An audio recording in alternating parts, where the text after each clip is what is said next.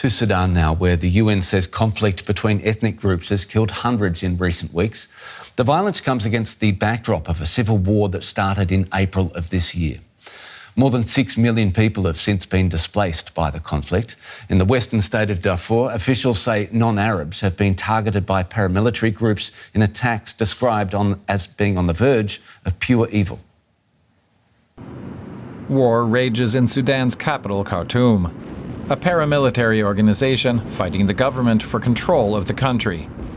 Other militia groups are fighting as well, taking the fight to the western state of Darfur. The region is still scarred by a genocide that took place 20 years ago, also committed by militias. Now the capital of West Darfur, El Janina, has become another hotspot in this latest conflict. Arab militias have allegedly engaged in targeted killings and war crimes against the Masalit ethnic group. People who fled to this refugee camp in neighbouring Chad describe harrowing experiences. I lost my mother, father and brothers. Our people there were killed and displaced. Children are slaughtered. Women's money and belongings are robbed, and they can't escape. They told me that my brother was killed, and we do not know where he is. I, my mother and my sister's children came to Chad. We don't know where my father is. We couldn't find him. They burnt everything and took everything. We did not bring anything with us, only God and our clothes. The United Nations has condemned the violence in the strongest terms. We keep saying that the situation is horrific and grim. But frankly, we are running out of words to describe the horror of what is happening in Sudan. We continue to receive unrelenting and appalling reports of sexual and gender-based violence, enforced disappearance, arbitrary detentions, and grave violations of human and children's rights. What is happening is verging on pure evil. Now the UN worries that the conflict will escalate even further, with mass killings and even more widespread displacement of people.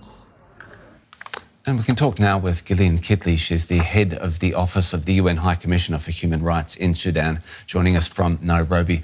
Gillian, it's been 7 months since the start of the civil war in Sudan. The UN is now warning of a mounting humanitarian calamity.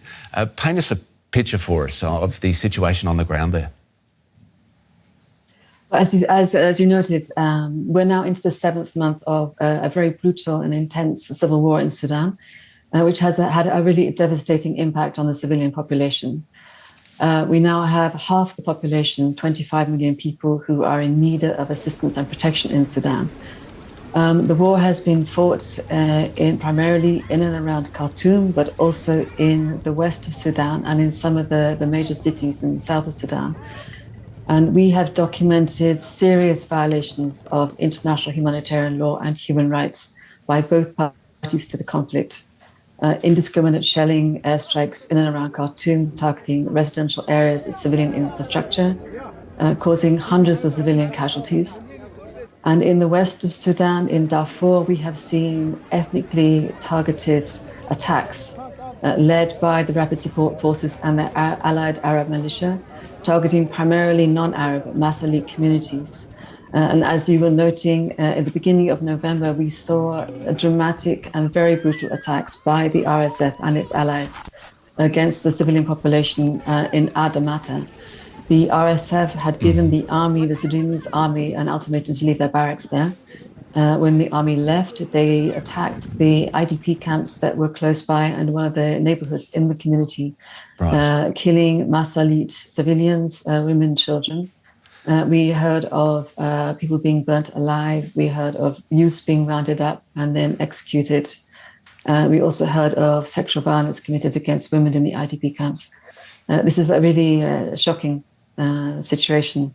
Gillian, if I could just jump in, what does this mean then as this spreads? And excuse me for interrupting. What does it mean for the humanitarian situation and getting aid to so many people affected?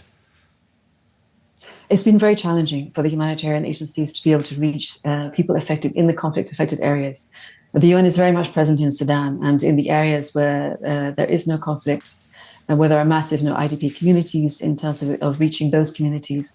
But in the area where there is ongoing conflict, it's been very difficult because there is no secure access to those areas. And this is one of the things that has been we have been advocating for with the parties, is to ensure that there is secure access to these areas so that aid can be delivered to the people in need. Gillian Kitley of the UN High Commissioner for Human Rights in Sudan. Thank you so much. Thank you.